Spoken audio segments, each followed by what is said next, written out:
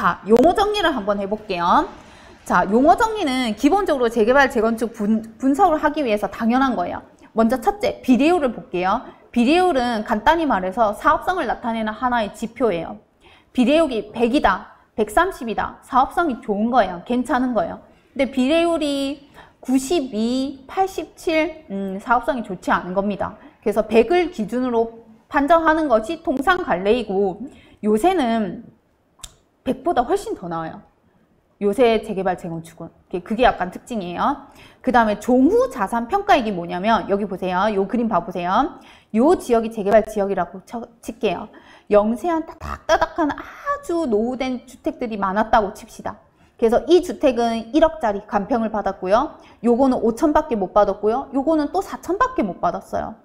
근데 얘네들을 다 허물고 이렇게 높은 초고층 아파트를 지었어요. 그럼 얘네들을 뭐 할까요? 건설사는 분양을 하겠죠. 그래서 평당 2,300에 분양을 했다라고 칩시다. 그럼 이 분양 수입의 총 합계가 종후 자산 평가액이에요. 만약에 2,000세대를 분양을 했으면 한 호실당 분양가액 곱하기 2,000을 보면 되는 거죠. 평균가를. 그게 종후 자산 평가액이고요. 총 사업비는 뭐냐 하면요. 이 건물 그냥 짓습니까? 아니죠. 철근도 들어가고요. 시멘트도 들어가고요. 가구도 들어가고 많이 들어간단 말이에요. 게다가 인건비도 있고요. 그 모든 것들이 뭐죠? 공사비. 그럼 공사비만 있으면 되나요? 아니요. 돈이 처음부터 몇 천억이 있는 게 아니에요. 건설사도. 그 금융기관에서 돈을 빌려오죠. 그러면 이자를 납부해야 되겠죠? 그거 말고 각종 원인자 부담금도 많아요. 인입비도 있고요. 감리비도 줘야 되고요. 그 다음에 이주하시는 분들 이주비도 줘야 돼요. 그런 금액들을 공사비가 아닌 비공사비, 기타 사업비라고 부를게요. 그래서 총 사업비는 공사비 더하기 비공사비의 합으로 나타낼 수 있습니다. 그 다음에 종전자산 평가액은 뭐냐 하면요. 아까 요 집 4천만 원, 그 다음에 이 집 5천, 요 집 1억, 요 집은 또 요 상가는 좀 비싸서 6억. 요렇게 6억, 1억, 5천, 4천 요것들의 합이 뭐냐 하면 종전자산 평가액이에요. 자, 그러면 감정평가액은 해당 물건의 그 금액인 거야. 4천이면 4천, 5천이면 5천. 얘네들의 합계가 바로 종전자산 평가액인 거고요. 그러면 권리가액은 뭐냐 하면 나는 이 집이 4천인데 건설사가 4,500으로 인정을 해주는 거예요. 쳐주는 거예요. 몸값을. 그 다음에 이 집은 원래 5천만 원짜리인데 갑자기 건설사가 5,700만 원으로 계산을 해주는 거예요. 몸값을 가중치를 붙여주는 거예요. 왜? 고마워서. 너 조합원이 너의 헌집을 나한테 민간 건설사한테 줬기 때문에 나는 네가 나한테 반납한 헌집, 땅을 바탕으로 해서 새 아파트를 건설을 했고 그 건설한 것을 분양을 해서 나는 이문을 남긴 거죠. 그래서 권리가액은 뭐냐 하면 원래 감정평가, 본연의 가치 곱하기 가중치를 해서 새로 부여한 가격을 권리가액이라고 하는 거예요. 그렇잖아요. 누군가한테는 이 물건이 굉장히 필요한 거예요. 그럼 100만 원짜리를 그 사람이 200만 원에도 살 수 있는 거고 100만 원짜리를 필요 없는 사람한테 가면은 10원도 안 내는 거죠. 그게 바로 권리가액입니다. 자, 그 다음에 요거는 설명을 했고요. 자, 조합원 분양가 한번 볼게요. 조합원 분양가는 뭐냐 하면요. 조합원들한테 제공되는 분양 원가예요. 그럼 이 조합원 분양가는요. 통상적으로 일반 분양가의 8, 90% 수준으로 형성이 됩니다. 예를 들어서 건설사가 아까 2,300만 원 평당 일반 분양가를 잡았어요.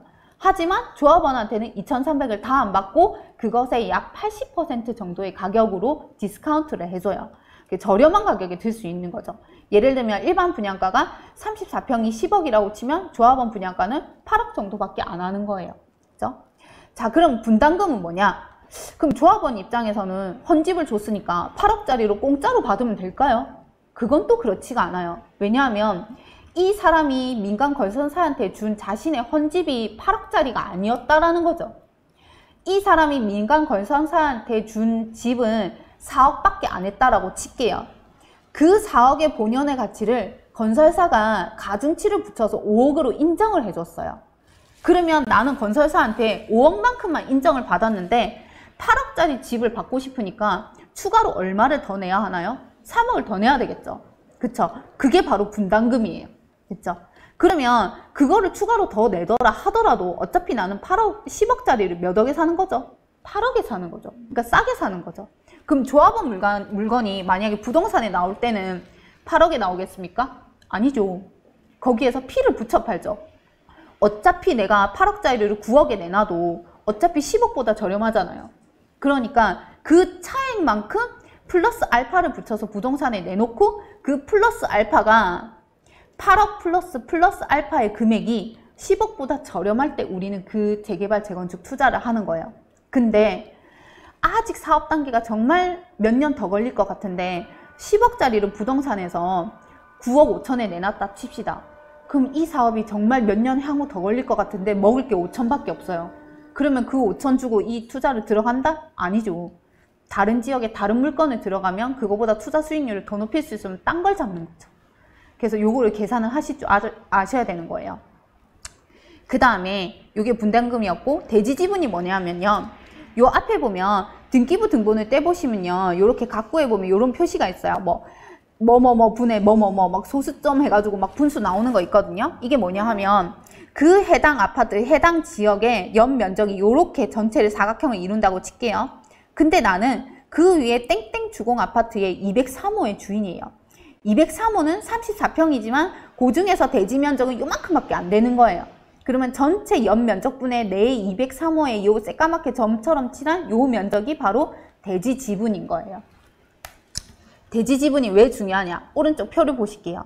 이거는 청주 지역의 대지 지분들이에요. 땡땡 주공들. 뭐 봉평 주공, 뭐 모충 주공, 문천 주공, 뭐 산남 주공 이런 애들이 싹 다 대지 지분이고, 이 표를 투자자들은 이렇게 표로 만들어서 들고 다녀요. 13평에 해당하는 대지 지분 22평 나오고요. 15평 27에서 29 나오고 이렇게 들고 다녀요. 왜? 대지 지분이 높을수록 뭐가 높게 나오니까? 네, 비례율, 내가 들고 있는 해당 물건의 가치가 크게 나와요. 대지 지분이 높을수록. 그래서 분담금이 낮아집니다. 그래서 대지 지분이 높은 거를 찾는데, 그러면 건설사 입장에서도 조합원들이 가지고 있는 대지 지분이 넓은 지역의 사업을 벌여야 일반 분양 세대수가 늘어나고 그게 이익으로 남겠죠. 그럼 뭐 몇 퍼센트 정도 돼야 될까요? 대지 지분이? 보통 15%를 봅니다. 15% 미만인 거는 건설사가 그닥 매력을 많이 느끼지는 않아요. 그래서 여기 보면 20몇 평 되는 애들 있죠. 요런 데는 정말 매력적인 사업장인 거예요. 그게 대지 지분이고, 실제 호가는 뭐냐면 조합원 분양가, 즉 일반 분양가보다 80%에서 90% 가격밖에 안 가지는 할인된 디스카운트된 조합원 분양가 플러스 나중에 분담금을 내겠죠. 자, 요 분담금 금액에 피를 섞어서 사람들은 조합원들은 부동산에 내놔요. 그게 실제 호가이고요. 이 호가가 적절한지를 여러분들은 판단을 하셔야 돼요. 그 다음에 매도 청구가 뭐냐면요. 재건축 사업장에서만 매도 청구가 있고요. 재개발 사업장에서는 현금 청산이 있어요.